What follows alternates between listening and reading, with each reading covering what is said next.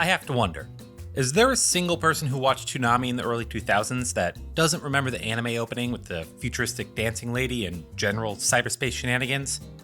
Dot Hack Sign. It was a pretty solid show, and served as a prequel to a set of 4 games that came out around the same time. Dot Hack Infection, Mutation, Outbreak, and Quarantine, collectively referred to as IMOC within the fandom. While I definitely grew up a fan of the Dot Hack franchise, I'll be honest and admit that I did not have a firm grasp on its grand narrative back in the day. And by now, it's been so long since I've last engaged with the franchise that, until doing this video, I could only recall the original premise. A group of people begin investigating an online game to unravel the mystery behind why some of its players have fallen into comas, and the further they dive in, the more problems arise in the real world. The original titles are more one full-sized game than standalone adventures. They were all released between 2003 and 2004 in the States, and these days trying to get your hands on a full set, especially Volume 4, will cost you more than anyone should ever reasonably have to spend on a game. In fact, the scarcity of the final volume meant that I never had the opportunity to complete my journey with the series back when they originally came out. And though I kept up with the franchise through manga, light novels, and the first volume of its sequel trilogy, Dot Hack GU, over time my interest in the series waned, and I just sorta moved on, as we tend to do. In recent years though, it seems the Dot Hack series has seen a bit of a resurgence in popularity thanks to the remaster of the GU trilogy. Even before that though, there's always been a steady stream of fans asking when we're gonna get a remaster of the original 4 games, and to be honest, the outlook's looking pretty grim so far. Like I said though, the price of trying to get your hands on these games is so much of a barrier to entry that some kind of re-release does feel in order. Which is precisely why I decided to play through it all myself, and find out if this tetralogy is deserving of a remaster, or if, like all things, we should just move on. Not that my opinion is of any consequence here. But in playing these games, I came away with a take that I didn't quite expect. Dot Hack IMOC deserves a full-on remake, a modernization, fleshing out, and recontextualization not unlike what the Resident Evil series has experienced with its recent slate of remakes. And while I'm aware that a full-on remake that would see the 4 games become one, where the story receives a more modern rewrite, is even less likely than a remaster, it's nevertheless an idea that gripped me throughout most of my playthrough that I just couldn't get rid of. But I'm getting ahead of myself here, I think. This video is a retelling of my journey through the original 4 Dot Hack games as I try to piece together the plot and determine what exactly is going on. Throughout this tale, I'll occasionally pause to posit a theory or two, or else analyze what works or doesn't work in my eyes. Hopefully as we work our way through this, it'll become clear why I think these 4 games are deserving of a remake. In short, this video is one guy's foolish attempt to indulge himself as he tries to justify something he knows full well will never happen. Either way, this here's your spoiler warning. I'll be talking about Dot Hack Infection, Mutation, Outbreak, and Quarantine at length. I'll also be spoiling Sign, but I won't be going as in-depth. Without further ado, let's get into it.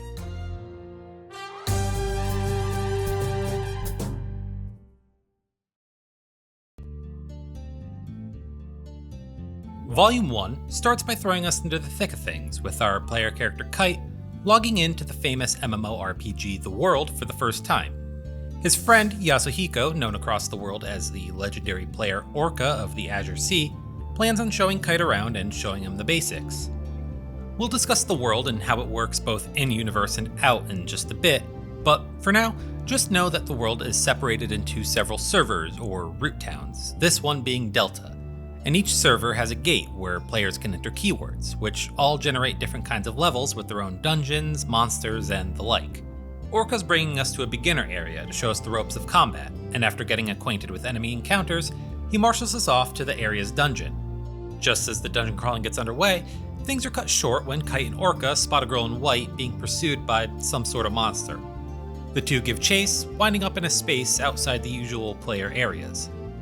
The girl gives Orca some sort of book, but any explanation as to what's going on is lost when the monster chasing the girl intrudes, completely outclasses Orca in combat, and kills him after performing some sort of special technique on him.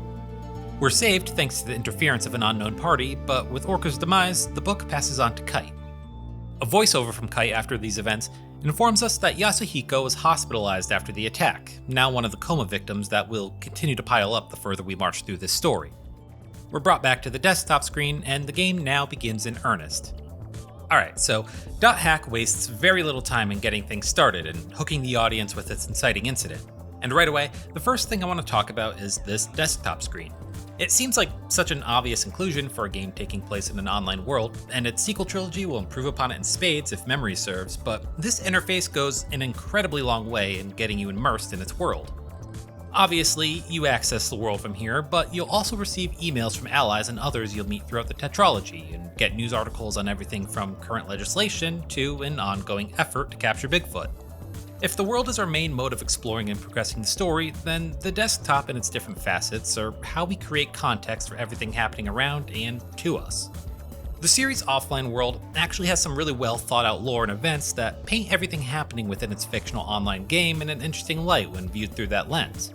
But the beginning of .hack is actually lacking in quite a bit of the wider context, which I think works in its favor, as you're left to piece things together from information you learn about the real world through the news and forum posts.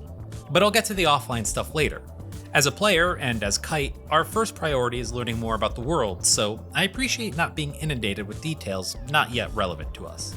For now, let's log back into the world and continue our story. So we boot up the world once more and head to its forums, where Kite leaves a message to the broader community explaining everything that just happened and requesting any sort of information. The forum is a good place to check in on every now and again, as other players will leave information on where to find certain items or clues, as well as react to recent news and developments both offline and on. Kite logs back in and immediately encounters our other protagonist, Black Rose, who's clearly looking for someone to join her in checking out a mysterious area. Kite being Kite agrees, and the two arrive at Hidden Forbidden Holy Ground, an area with nothing but a broken bridge and a cathedral, which we enter. Here, the two are interrupted by another player, Ballin, as well as the appearance of an unbeatable monster. Fearing this encounter might end the same way the previous encounter did, Kite activates the book, which gives him some fancy new duds and equips him with the Twilight Bracelet, an invisible item that grants him the ability to data drain enemies in the game. Data Drain is an ability that defies the typical boundaries of the system, that is to say, it's an illegal ability that no other players in the world can perform. It allows the wielder to rewrite data of the target and extract useful items, and it's the same ability that put Orca into a coma. Data draining most monsters in the game will turn them into weaker versions of themselves, but data draining these unbeatable creatures, like the one in the cathedral, renders them vulnerable to standard attacks. So Kite does his thing, Ballin finishes it off, and then he immediately goes off on a tirade, believing Kite to be a hacker, possibly even responsible for the recent problems facing the world. But Black Rose gives him a piece of her mind, and he lets the two go for the time being. Ballin, we'll come to find out, is Ballin of the Azure Sky, Orca's equally legendary partner. His attitude towards our plucky duo can be seen as a bit of an overreaction, and to be fair it is, but people within the .hack universe have very good reason for fearing hackers, viruses, and the like, which, like everything else, we'll get into once I'm done covering the first game. As it stands, his disdain towards us doesn't really use any of that right material. Instead, it's framed as coming from his love of the world, which makes him seem like a much bigger prick than he actually is, taking the game way too seriously. Black Rose, for her part, is a top-tier bro from here on out. She trusts Kite to the hilt, even if she doesn't always agree with him, and as his first 10 minutes with her illustrate, is pretty much ready to throw down at a moment's notice. She's our first real ally, one of the few party members who will actually engage in the game's core plot with, though her reasons for wanting to investigate with Kite will remain a mystery for some time. To be frank, as the introductory title to the series, not a whole lot happens in the way of major story beats. A lot of Volume 1 is focused on encounters with major, minor, and inconsequential characters who we can recruit to the party. But otherwise, we really are starting from scratch here in terms of an investigation into these coma victims, of which there are very few, and even fewer people who believe that the game is the cause. But when logging out, Kite discovers that his post on the forum about Orca was deleted, and when doing some more digging, reads a post from another player who claims to have seen the girl in white, and gives us the area keywords. Things will unfold like this fairly often in Volume 1 and the following 3 games. A post on the forums mentions an area where someone might have seen something. Kite and crew hit up said area in its dungeon, only to find that it was a red herring, or, if they're lucky, a small clue that leads to exploring another area. And so it goes. Kite and Black Rose venture to the area mentioned in the board and do the thing. Though, this moment is notable for being the first instance that we encounter a corrupted or unstable area. These only differ from normal areas on a visual level, with messed up textures showing code and frequent static and screen tears, but it's a good touch. For what'll be the first of many times, this dive into the dungeon is a bit of a dead end when it comes to leads, but we do encounter Mistral, another character who came to check out the area after reading the forum. Mistral thinks that this is all part of some event, and for a while she's gonna think that Kite is only role-playing, but she gives us her member address anyways, so hey, we've got a healer. Which feels as natural a segue as I'm gonna give myself about talking about combat in these games. So combat exists? Alright, that's pretty harsh. It's not like it's some unholy shamble of poorly executed concepts that barely work, it's just rough, and made frustrating for a host of reasons. I'll keep this brief. In combat, you've got a standard attack without combos, but you've also got access to skills and spells, which both take from the same pool of SP. Utilizing these skills and spells sees you opening up the menu mid-combat, which pauses the game, and you navigate to your ability of choice. This menu is also accessed to use items and issue orders to party members, which you'll be doing a lot of as their AI is pretty poor. With the lack of a lock-on mechanic, the constant start and stop of combat as you issue orders to your squad and use your items and skills, you wind up with a system that sees you struggling to gain any sort of momentum as you endlessly reorient yourself to get enemies in view and work to keep pace with healing status effects constantly being dealt to your crew. These 4 games share this battle system, meaning that while things do become more manageable over time via small tweaks game over game or just your own personal numb acceptance, these core problems never go away. In many RPGs, many games really, progression and character growth is often empowering, leaving you feeling much stronger or capable than you were at the journey's outset. But in these .hack titles, I never really felt that. Utilizing buffs and taking advantage of elemental affinities never gave me a feeling of growing in power or skill. Mostly they just felt like tools for getting through battles quicker so that my time dealing with the system's shortcomings was lessened. That's not to say it's all bad, there were moments when the battle system really clicked with me. Usually in the bigger boss battles, where I take a step back from dealing damage and allow Kite to play the role of manager. Additionally, I do like how skills are tied to armor and weapons. It allows weaker gear with a solid set of skills to remain viable long term, but I am in two minds about it. Because there's no skill learning system similar to, say, Final Fantasy IX, I'd find myself running around with a handful of different weapons so I could make use of their abilities. But as the amount of items you can carry around is so low, I'd frequently find myself in a balancing act of trying to carry around enough useful items while leaving open enough room in my inventory to pick up anything useful we'd find while out and about. There's something here, but I can't help but feel it needed more time in the oven to balance itself out. A little less time buried in the menus to make decisive action in battle could have gone a long way. And you're allowed to disagree here if you find enjoyment in the combat and its related systems. These are just my takeaways after the last 85 hours playtime. I'm just a guy with a keyboard, microphone, and crippling Valheim addiction. I mostly bring this all up because, aside from finding these games in the first place, the combat really does feel like a barrier to entry, and a simple re-release wouldn't resolve these issues. So we've got Black Rose and Mistral now, and throughout Volume 1 we'll also meet Pyros, Natsume, Gardenia, Sandro, Mia, and Elk. While you're required to meet most of them to keep the story moving along, only a few of them actually have anything to do with the core plot, which is fine. Aside from Black Rose, our other most story-relevant characters in this game are Mia and Elk. Shortly after our first time meeting Black Rose, Kite encounters the strange cat-like character Mia. Wherever Mia is, her companion Elk is usually not far behind, and when she takes an interest in Kite due to the Twilight Bracelet, Elk's none too pleased. Mia, for some reason, knows a bit more than she probably should about the Twilight Bracelet, and teaches us how to access areas blocked off by the world's administrative staff by gate hacking, a function of the bracelet that utilizes the core viruses sometimes acquired when data draining enemies. Our new ability to traverse protected areas gives Kite, Black Rose, and our slowly expanding cast an enormous advantage in investigating normally inaccessible places so they can get to the bottom of whatever's going on. And when Black Rose reaches out to another player whose post about a protected zone was also mysteriously deleted, she's able to learn the keywords to another corrupted area that, as far as corrupted areas go, is pretty standard, until they reach the bottom. The final room of the dungeon transports us to a white space strewn with stuffed bears and containing 2 items, Herald's Note and Epitaph 00. The second piece has the 2 at a complete loss, but from the contents of Herald's Note, Kite's able to correctly deduce that the girl in white that we encountered before is named Aura, though who she is or how she plays into any of what's going on remains unknown. And while it's always nice to have a face to a name, it doesn't do much to help us figure out our next move. Our next move comes from Helba. Helba is a world-famous hacker that we've caught glimpses of in a few cutscenes here and there, but she's content for the time being to keep to the background. She's reached out to Kite a few times throughout the game in order to share information on things like virus cores, but she comes in clutch again when she's able to retrieve keywords from another deleted post, where a player was purportedly exploring before falling comatose. So, it's time to roll out. We call Black Rose to the party, reactivating my Pets Cop nightmares every time, along with another friend, probably Mistral. Believe it or not, it's the last dungeon in the game, and we still have no clue what's going on and if we can even fix any of it. When they reach the bottom of the area's dungeon, Kite, Black Rose, and probably Mistral are transported to the same area where things first went belly up, and we're forced to watch as the monster Skaith catches up with Aura and data drains her, separating her into 3 segments. Kite gets mad, Skaith gets a sick-ass guitar riff, and finally we fight this thing, only managing to edge out a win due to data drain allowing us to damage it.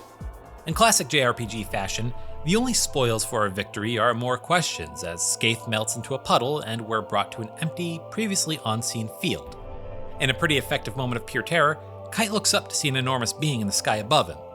It sends Kite hurtling through the air and we're again rescued by Helba, who looks up at the creature and calls it Kubia before leaving the scene herself. 15 hours later, and we still have no idea why people are falling into comas, what that thing chasing Aura was and why, what's going on with the protected and corrupted areas, none of it. Of course, that's not Volume 1's objective here. This title is all about setting the tone and creating context, and it's exceedingly good at both. From the music to the ways we gather information, usually on forums, emails, and news, Volume 1 really nails its tone of creeping dread and isolation. Throughout this game, I really felt like a kid sitting alone in a dark room trying to tie a red string between anything remotely relevant to the situation as I sift through news and forum debates to find a modicum of fact. I really did feel like one of a very small number of people investigating the dark underbelly of a game that millions of people play. So far, our story is thus. Kid signs up to play an online game, friend takes an involuntary nap after being attacked by an unknown creature chasing a girl in white, and when we finally confront said creature, Skaith, a new creature reveals itself. We're not sure if the girl is another player, though this seems unlikely, and we haven't the faintest clue why Skaith was chasing her to begin with. We don't know if this is some in-game event gone wrong. We don't know if something supernatural is in the works.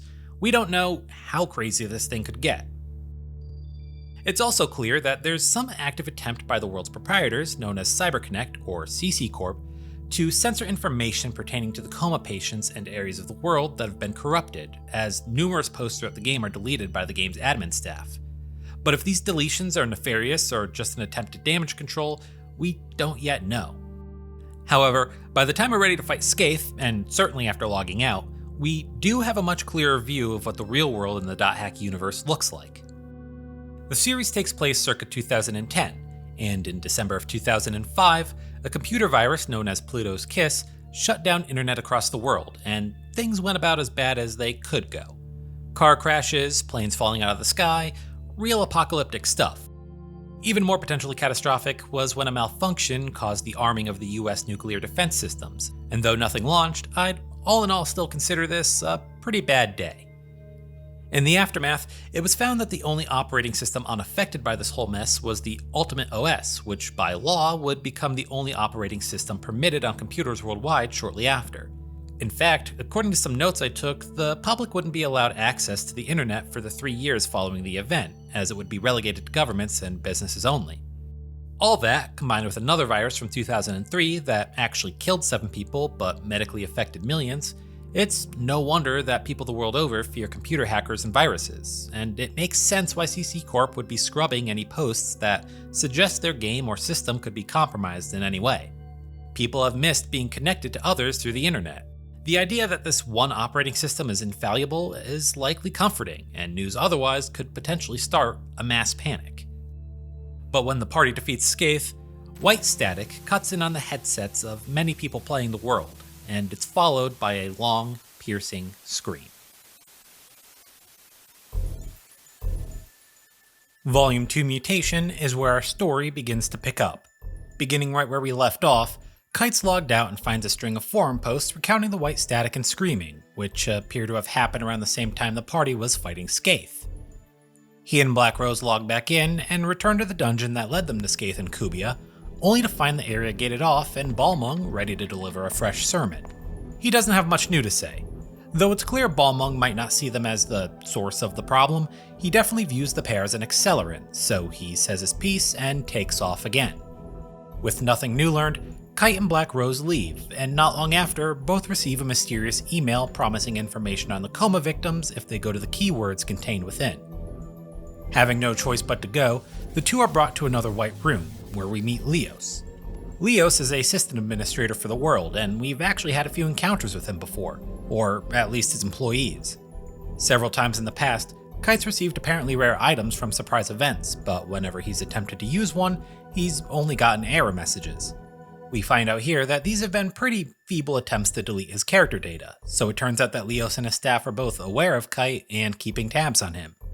And now with our heroes being at the center of the event that caused the glitch throughout the game, Leos has taken it upon himself to dole out some old school street justice and just delete the two himself. While Kite honestly doesn't have a ton of character, he's at his best in moments like these. He's just a normal 14-year-old kid and completely unimpressed by this guy, calling him out for covering up the game's connections to the coma patients.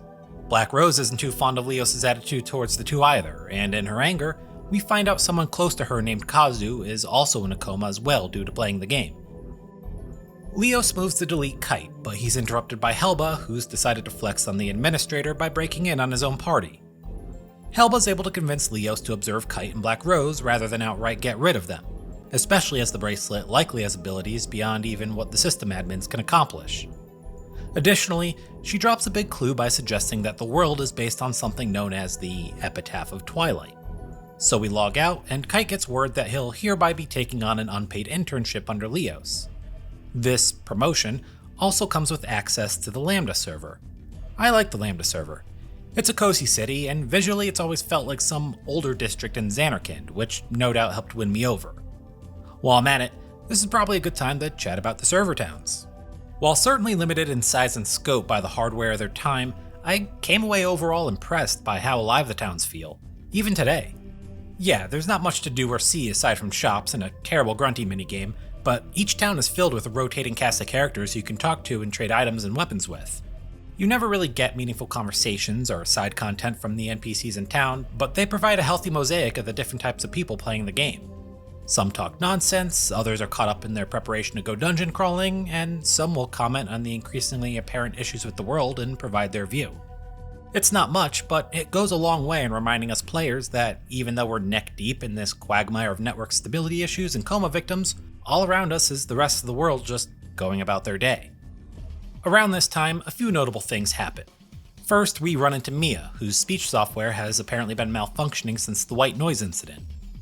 Additionally, there's an uptick in the amount of people discussing the beta version of the world, though the information is sparse, just that the beta was called Fragment and it was based on the epic poem The Epitaph of Twilight. What the Epitaph is and the details of Fragment are apparently not very well known. In continuing their work with CC Corp, Kite and Black Rose learn some new area keywords from a vagrant AI they come across, and ignoring a command from Leos not to take any action, the two dive in, encountering Enos, and from its similar introduction to Skaith and the fact that it's called Phase 2 as opposed to Skaith's Phase 1, we're able to determine that they're on the same team. Kite data drains and defeats Enos, receiving the item Segment 1, but in what's quickly becoming a trend, victory comes with more trouble in the form of a system-wide shutdown for most users of the world, earning Kite uncertainty in his actions and an earful from Leos. Sometime later, Kite receives an email from Aura requesting to meet. Mistral decides to accompany us, and it's here, seeing Aura, where Mistral finally learns that Kite's been telling her the truth the whole time.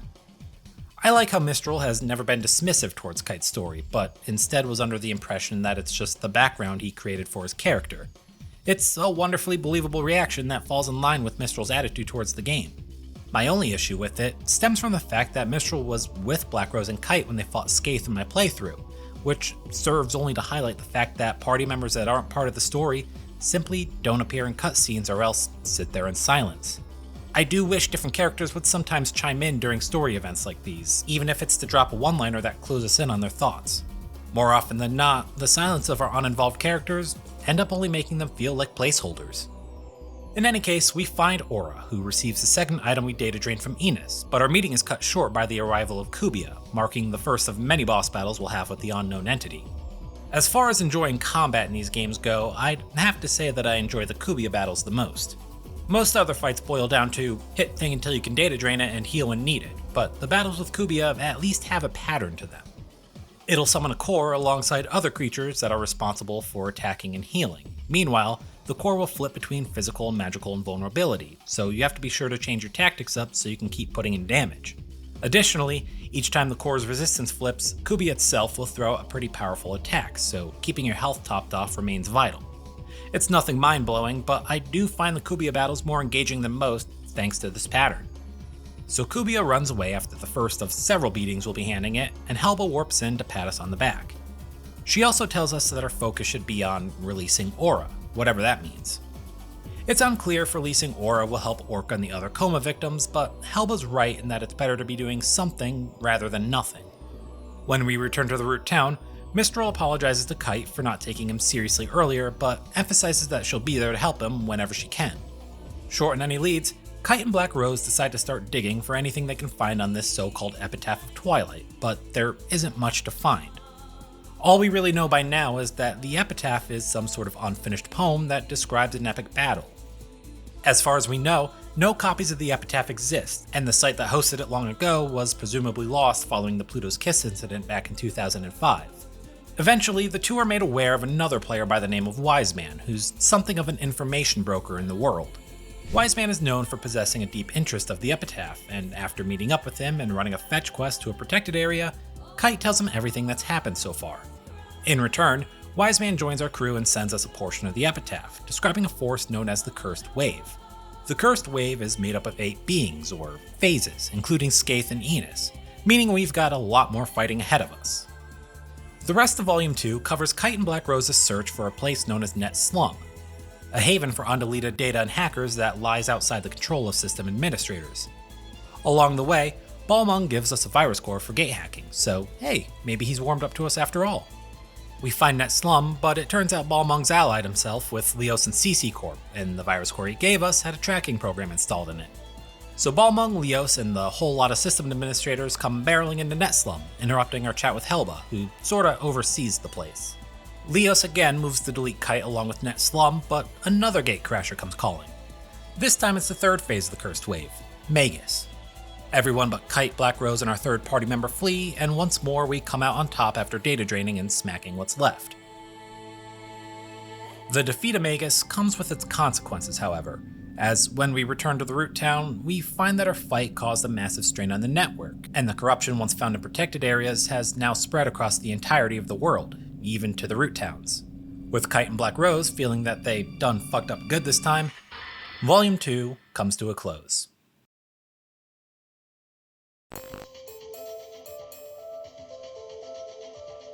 Out of the 4 games, Volume 2 easily has the most downbeat conclusion, and that tone continues throughout the opening hours of Volume 3, Outbreak, which actually frontloads the experience with quite a few revelations and developments. Logging out after a fight with Magus, it seems the network instability has spread beyond the game, as our tussle with the third phase coincides with several glitches in the real world. What's more, CC Corp finally admits to the links between the network issues, coma victims, and the world, but asserts that it's the work of Helba and other hackers, which, as my notes point out, is some shit. In the .hack universe, the hacker responsible for the deadly flash virus that killed 7 people received the death penalty, and though his sentence has yet to be carried out, that fact alone carries some pretty heavy consequences for Helba and our crew should we ever be caught and the blame pinned. Is this just more incompetence from CC Corp or something truly malicious? If nothing else, they've used this situation to prop themselves up as standing firm against cybercrimes. With nothing else to do, Kite mopes his way back to the Lambda server and encounters Mia, who's acting strangely, seemingly physically affected by the current crisis. This is one of many indicators that there's probably no one on the other end controlling this character, but we're getting ahead of ourselves. There's quite a bit to do before the game picks up in earnest, so we're gonna wander around a little. Going back to the world's forums, we'll find a few things. First, among reports of more network glitches in the real world, is the reveal that the creator of the world, Harold Hurich, has been MIA for an undetermined amount of time. In slightly related news, the rarity of a full copy of the Epitaph of Twilight is further emphasized when a discussion thread reveals that one of the only copies of it currently holds the record for the 8th highest trading price on an auction site. Lastly, and probably the first thing worth doing once Outbreak opens up, is to check out the message board and find the thread where several characters claim to have seen a floating red wand down in a dungeon accompanied by a twin blade character. This is all reference to the .hack sign anime, but the details aren't terribly important right now. The area's level is much higher than anything else we've come across thus far, but the monsters don't pose much of a threat, so down we go. The rewards for our brazenness are tons of EXP and leveling up, along with a new weapon for Kite, Sora's Blades.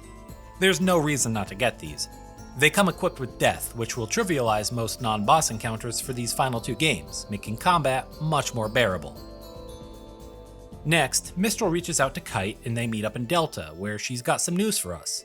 She's a housewife, and what's more, she's expecting. Exciting stuff, but she does go on to explain that the recent events have illustrated how dangerous things could become in the future, and not wanting to do anything to jeopardize her child's health, she's decided to abstain from continuing to investigate with Kite. Totally understandable, but with her and Elk unavailable to party up for most of what's left of these 2 games, .hack has effectively become the wise man show when it comes to Wave Masters. With access to the new Sigma server, Kite continues dragging his feet and kicking himself for letting things get to this point. And heroes getting moments of self-doubt are pretty commonplace, but Outbreak does a pretty solid job of illustrating Kite's mindset up until now. Since watching Orca get data drained, Kite has been pushing forward just for the hope of finding an explanation and possibly helping his friend. But with the defeat of Magus and the widespread problems the network has seen, he now feels a sense of responsibility and ownership towards the situation. Not necessarily because he feels he's done something wrong, but because he might have the ability to put things right. This is, essentially, the moment where he has to decide how real this is to him. Kite's mope tour comes to an end upon meeting Balmung down in the bottom of another dungeon. Instead of donning his usual attitude, Balmung's kicking himself for allying with CC Corp and Leos when they're merely going around and deleting everything instead of actively trying to solve the situation at hand. The 2 finally decide to talk things out, and Balmung apologizes for allowing his fear of what the power of Kite's bracelet could do to the world to cloud his judgment. With the 2 understanding that they each only want to help their mutual friend Orca, they at last join forces. One last stop before things start moving again, and this time we're catching up with Black Rose, who wants to meet at the cathedral we traveled to together all that time ago. Black Rose reveals that her brother Kazu is also in a coma after fighting a monster in the cathedral not long before she first met Kite. Now, she's worried that Kite might decide to call it quits after the fight with Magus, as she likely wouldn't have made this much headway without him as an ally. The conversation impresses on Kite that he's not the only one with real stakes at play, and with renewed purpose, the 2 are ready to push forward. Our core characters now aligned, the rest of Volume 3 is about going on the offensive. Wise Man deduces that attempting to do anything without Helba's expertise is probably pointless, and he's quite right. After persuading her to join our cause, she's able to quickly locate another phase of the Cursed Wave, which we take down to receive Segment 2. Our stomping of the 4th phase also results in more problems, including a network glitch that takes down railway systems and another that sees the loss of millions of dollars in the Tokyo Stock Exchange. Very nice. Around this time, CC Corp is clearly working around the clock to rectify this problem, and a press release alerts our party to the fact that the company is considering shutting down the servers, an act that would put a halt to our investigation and, though we don't know it yet, kill the coma patients. For Leos' part, it's become apparent that he's in that space between the proverbial rock and a hard place, as he's so far seen CyberConnect's moves to contain this catastrophe as inconsequential, but he's got his hands tied by the higher-ups. However, Aura again reaches out to Kite via email, and he ventures to meet her, giving her the 2nd segment item we gained from our last fight with the Wave. Leo secretly follows us and witnesses this, but gets even more than he bargained for when our meeting with Aura is again cut short by Kubia, who's grown in size. With the timely appearance of Kubia, Leos has now witnessed for himself that there's more happening under the hood of this video game that neither he or the other administrators knew about. This is the 2nd time we'll fight Kubia, but not much has changed mechanically, just a few new moves in between each core reset. We still have no idea what this thing is, except for it's referred to in anime terms as the shadow of Kite's bracelet. It's much more straightforward to view Kubia's tie to the bracelet and his perpetual growth in size, and come to the conclusion that this creature is our trash bin, the container that stores all the data we've drained from enemies throughout the game so far, and that it's been employed by the enemy to keep us from meeting Aura and restoring her. After this, it becomes clear to Kite that though CC Corp continues to stumble from blunder to blunder, all it would take for them is flipping the switch on the servers to halt the team's investigation for good.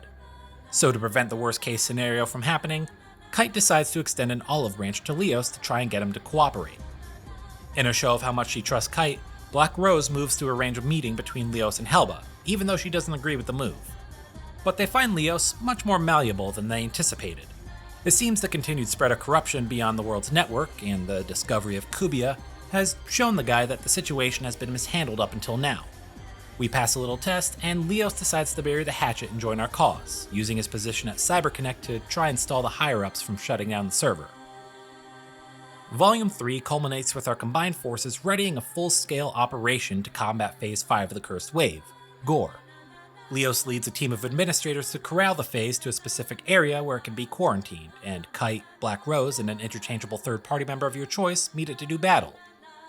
In the first hopeful note we've had to go on since this story started, victory this time doesn't cause any further damage to the network.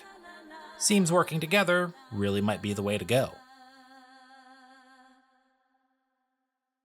Before we get to the final volume, it's worth talking a little bit more about our cast of characters.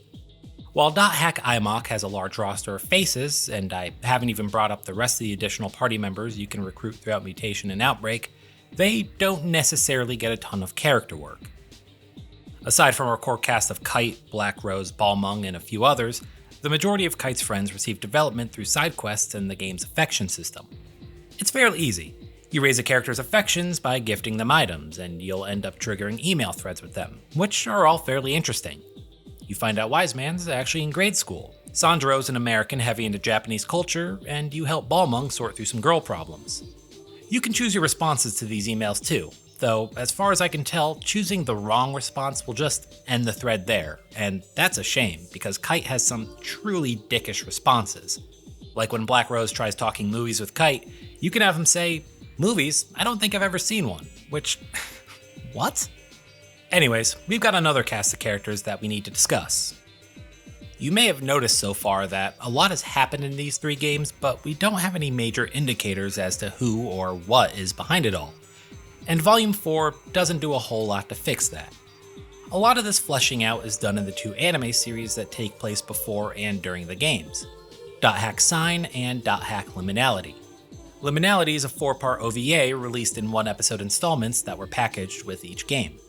They're interesting watches that explore a group of characters investigating CC Corp in the real world, but for the purposes of this video, I'm going to boil their relevance down to they do a thing that helps Kite during the final battle of Volume 4. In the main, I'd like to focus on .hack Sign. I wasn't sure if I was going to watch Sign when I started this playthrough of the original 4 games, but I wound up fitting it in between Volumes 3 and 4, and I'm glad I did because I hadn't seen it since it first aired and it feels like required viewing.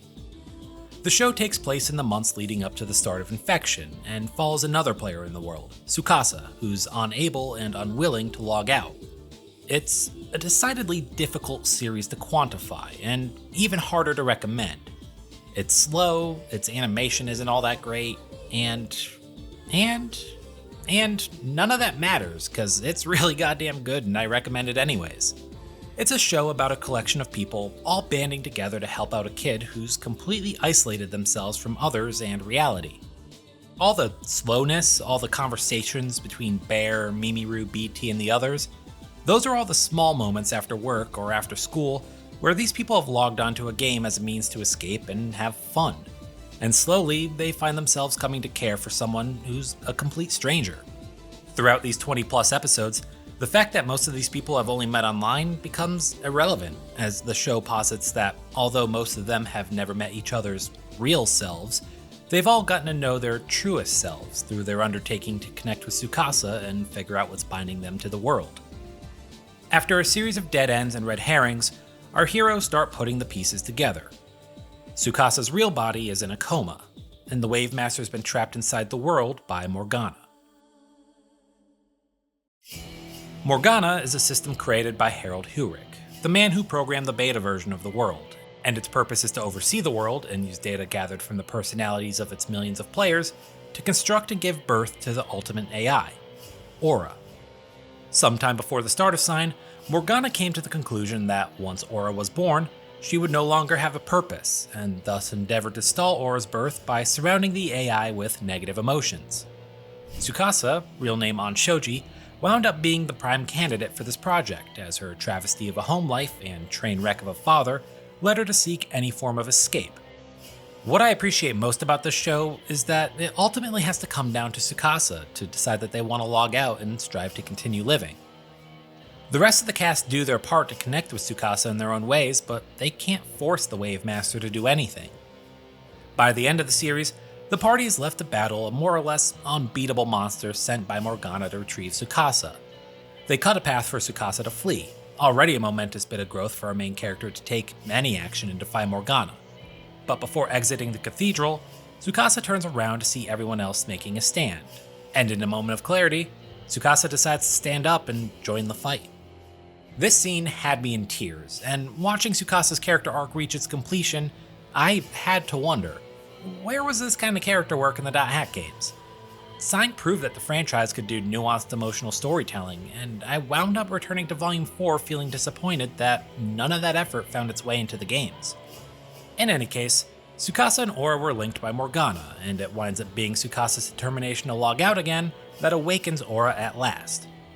Enraged, Morgana creates the first phase of the Cursed Wave, Scathe, and orders it to find and capture Aura, so there's our tie-in to the beginning of Infection. Sign really is required viewing if you want to get a full picture of the series, because the games alone don't do much to fully flesh out Aura's story and connect the dots with Herald. And they do even less to personify Morgana and give her a presence, which winds up making the climax of Quarantine feel rather empty in ways. So, let's move on to the final volume, and talk about how Kite, Black Rose, and the rest of our ragtag group are finally going to clean up this mess. Having never played Quarantine before now, there was definitely a creeping sense of closure as I booted up the game for the first time. Kind of like catching up with an old friend after years without contact, swapping tales each wish the other were there for. Unforgettable college parties, weddings, first houses, that whole thing.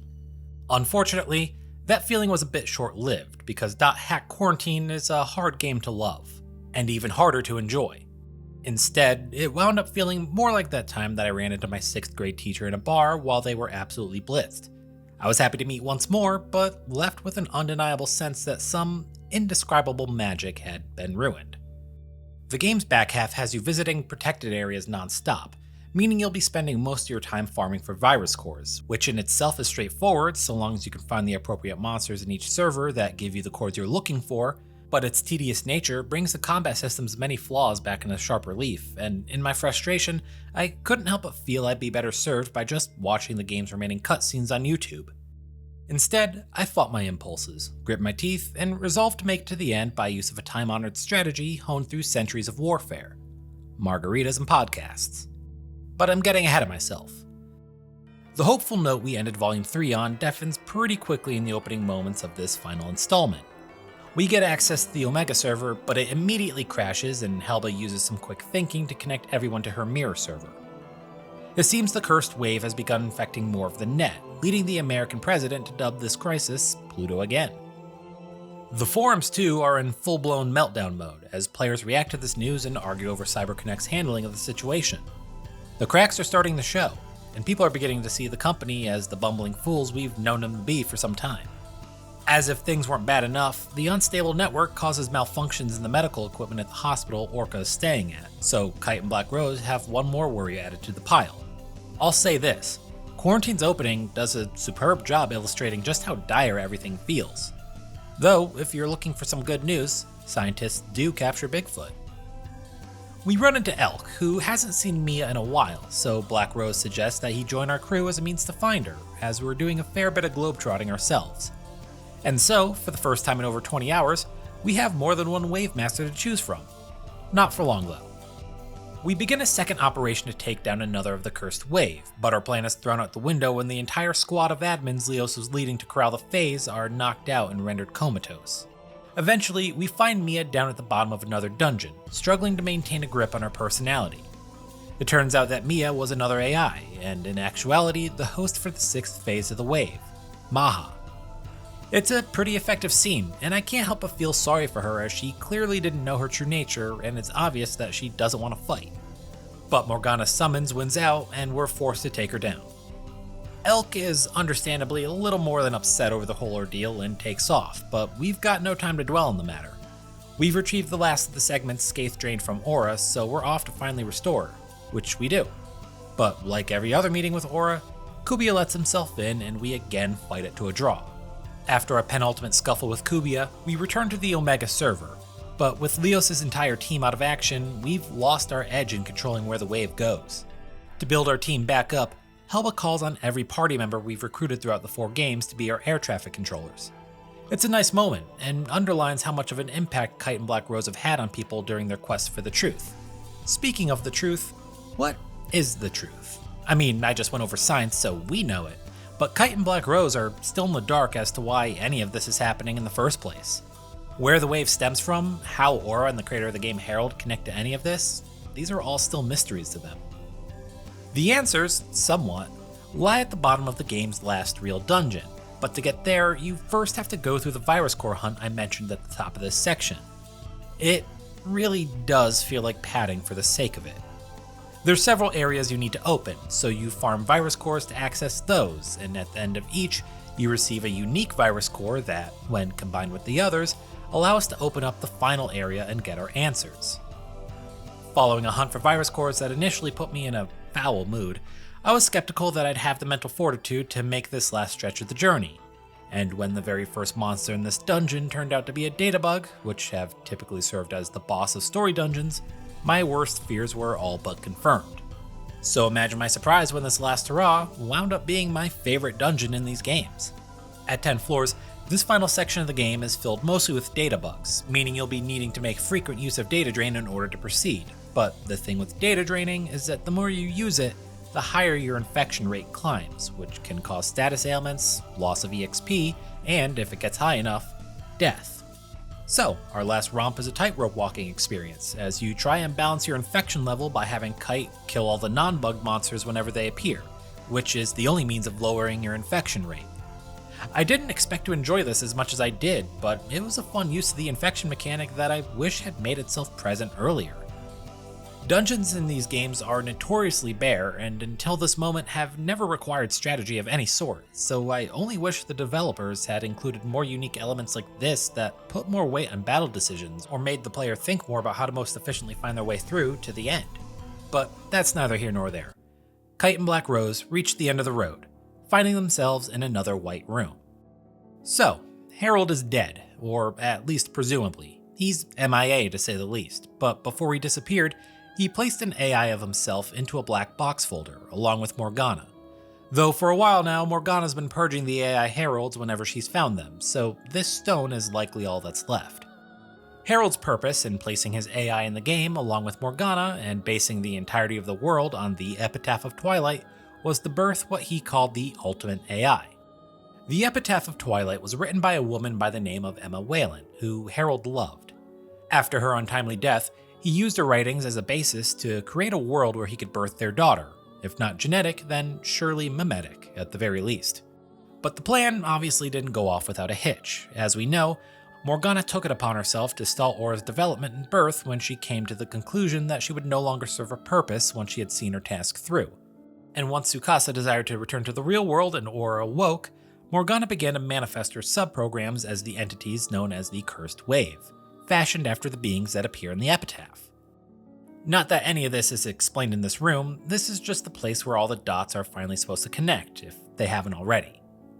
So, that's the story. There's no big bad villain, we've been fighting the system itself, which explains why the defeat of each member of the Cursed Wave made the system grow more unstable. But even if we knew that going in, deciding not to fight Morgana in the wave wasn't an option either. Her search for Aura was only going to continue racking up casualties. The only way to fix everything really was to break it all. Aura appears once more, again warning Kite and Black Rose not to fight Kubiya, who as always is not far behind. And so at long last, it's time to put this thing in the ground. Obviously it's grown quite a bit, and this fight actually takes place on Kubiya itself, which is pretty cool. I always like stages like this, even if it's purely visual and doesn't add any sort of dynamism. It's a longer battle than any of the previous, but Kubiya doesn't bring many new tricks to the table, it's just more the same. This time though, once beaten, Kubiya revives itself right there on the spot, and then does it again. And finally, Kite's struck by an idea so foolish that you already know it's going to work. He orders Black Rose to destroy the Twilight Bracelet, which doesn't seem like it should be possible given system administrators can't delete it, but she manages the task. And as Kubiya was the shadow, or as I prefer, trash bin, to the bracelet, it disappears alongside our only trump card against Morgana in the wave. Kite and the rest are left with no time to plan after this though. Knowing the bracelet is gone, Morgana swoops down on them almost immediately after returning to the Omega server, forcing the party to take on the last phase of the Cursed Wave right then and there. The fight against Korbanik is pretty standard stuff as far as final bosses are concerned. It's got multiple forms, the first of which hits like an absolute truck. For the battles against the Cursed Wave, I typically relegate Kite to a support role and let the other two party members dish out the damage, and I was legitimately concerned I'd run through my stock of healing supplies before we'd finish. Eventually, during the second stage of the fight, Korbanik puts up a shield rendering it impervious to any sort of damage. There's not much you can do, just wait it out until the cutscene plays. Now fully restored, Aura is able to retrieve the consciousness of every player who's been put into a coma over the course of Morgana's rampage. Orca, Black Rose's little brother Kazu, the CC Corp employees, and tons of others return, and through anime cutscene magic, are able to take down Korbanik's barrier. We whittle down its HP once more, and the battle transitions into its last stage.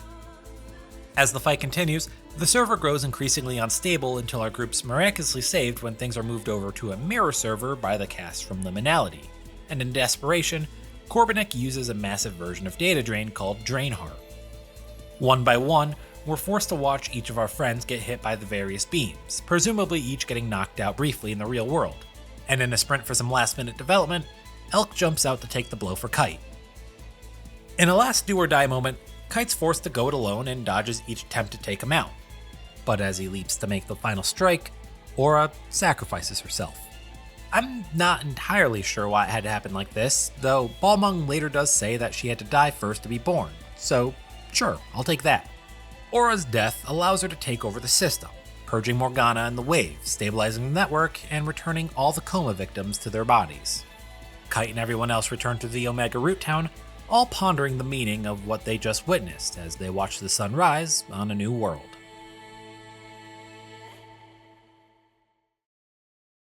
There is a bit of epilogue content after this. In the real world, things are looking grim for CC Corp and Ultimate, as the FBI have begun an investigation to figure out the source of the catastrophe we just spent 4 games averting.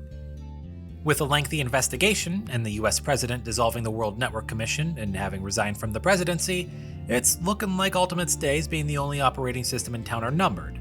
Then again, there's like 8 other entries in the .hack series that take place after this, so maybe not. Back in the online world, Kite, Black Rose, and everyone else who helped us throughout the journey have become known across the internet as the .hackers, the heroes who somehow stopped the second network crisis. An unspecified amount of time later, Kite goes to the Delta server to catch up with everyone we've met throughout the games, and he and Orca are called by Aura to return to the area where we first met her. And let me tell you, being able to invite Orca to the party felt rewarding. I've been staring at his name in the party menu for the last 80 hours, and actually getting a response when you call him really reminds you why this journey started in the first place. If I were Orca though, I'd probably have second thoughts about returning to the place that saw me take a good 4-month nap, but whatever. We venture back down to the dungeon and meet Aura, who gifts Kite with another Twilight Bracelet, repeating her words about it being a power for either salvation or destruction. With that, the game opens back up, and it has one last task for us. Returning to the forum and wading through the threads recapping all that's happened since Morgana was beaten, Kite stumbles across a post about a cat-like character that a few players have seen wandering the world. Following the keywords brings Elk and Kite to a 15th-floor dungeon where they meet Maha from .hack Sign.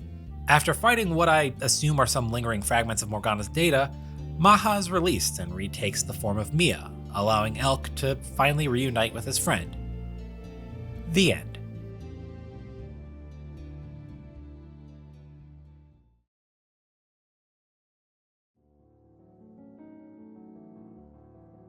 The subject of remakes, remasters, and re-releases can be a touchy one among gamers. In most cases, I'm a proponent of preserving the intended experience as much as possible, with original hardware and all that, but that's not always possible or feasible. Then you run into complications like adding quality of life changes and features, like tweaking bosses and enemy encounters to filter out some annoyance or bug that went undetected during the game's previous release. Change enough, and people begin to wonder if the original experience has been lost and if something new was created in its place. In a sensible world, Bandai Namco would just sell these games for their original platform on some page buried away on their website, like how Square Enix still has a good chunk of games from their catalog available for purchase. In a perfect world, maybe we'd get both that and a full-on remake, or reimagining if you prefer. During my playthrough and watch-through of the various .hack media, there's been a word that's appeared twice by my count: apoptosis. It appears in episode 9 of Sign, and it's mentioned at the very end of Quarantine. In Sign, it's used in a scene between Bear and Mimiru as the two speculate about the true nature of the legendary Key of the Twilight, an item that many people within the game debate the existence of. Now, I'm no science whiz, so I'll stick to the basics of what this anime show taught me. As Bear puts it, apoptosis is programmed cell death. In his example, he cites how human hands are more like spatulas before the fingers are formed via this process. He hypothesizes that the Key of the Twilight could very much be something similar, and that if found, it could change the nature of the game they play into what it was always meant to be. This parallels with Wiseman's remark at the end of Volume 4, when he uses the term in reference to Aura's death and rebirth. The idea that her death was, for lack of a better word, programmed, so that she could take on her true form as the ultimate AI and restabilize the network. The .hack series is full of thoughtful little ideas like this that weave in and out of the narrative in different ways. Perhaps the biggest theme in the show is spelled out in the games during an email chain between Kite and Balmung. When Balmung asks if people can truly understand each other, Kite replies, "I don't know, but we can at least think of each other." It's a wonderfully earnest sentiment, and the anime plays with this idea throughout its entire run. From its opening moments, Mimiru and Bear try to relate to Tsukasa as best as they can, but as time goes on, each comes to the realization that attempting to force their presence onto the Wave Master only pushes them away, and that maybe the best they can do is be there for them. That maybe the best any of us can do is not assume we can understand what someone else is going through, but instead act as a pillar of support who won't judge. I think this is what the show does best. At every turn, we're made to remember that these are ordinary people. A writer, a student, a dispatcher, but they all come to care for a troubled kid in their own way, and each decides to put everything on hold and risk it all for someone they've never met, and that winds up becoming what makes each of them extraordinary. A reimagining of these 4 games could work towards capturing that same ethos, and don't even get me started on what a reimagining could do for the battle system and the overall design of the game within a game. As Kite, we're gathering a crew of people from all walks of life to do something incredible for people none of us have ever met. I want to hear them banter and connect and argue as we traverse dungeons. I want them to speculate on the nature of the cursed wave as we chase down leads. I want their exchanges to reveal more about the world they live in. Not because it all has to tie into the plot, but because these strangers all unite and bury old grudges and learn to respect one another because they all decide, for their own reasons, that they want the same thing. And I just want to believe it when it happens. I don't just want the PS2 experience in a new skin, I want to see these games reach their full potential. This franchise was conceptualized as a multimedia project that would span games, anime, manga, and more, meaning that to get the full effect of its narrative, you would need to experience as much as possible. But by themselves, the games don't do much to stand on their own. I'm not saying a remake would have to work in every detail from Sign or other supplementary material, but it's clear to me at least that the games suffer in part by relying on external material to do the heavy lifting of the story. Ignoring the scarcity of the products and their price, I'd hesitate to truly recommend the original 4 games to anyone but those most diehard of JRPG fans looking to experience something that is, if nothing else, positively drenched in atmosphere and mystery. Because these games are dripping with atmosphere, but they feel content in ways to hang their hat on its central mystery and not challenge their cast and provide compelling character arcs, though there are shadows of these things within the final product. For that reason, the Sign anime ends up feeling like the most complete project out of this era of the franchise, despite it technically ending on a cliffhanger. The characters aren't just a vehicle for the plot to happen, rather, their developing interwoven struggles are how we learn about the world around them. And the games have perfectly set us up for this type of storytelling. We're put in front of the computer screen of a kid with access to an MMO, forum posts, news, and email. But rather than meaningful explorations of any of these tools, it all winds up feeling a little stretched thin. I'd say that if anything, the framing of these games and the proven effectiveness of Sign's narrative has shown that the franchise has more than enough potential to be something truly special.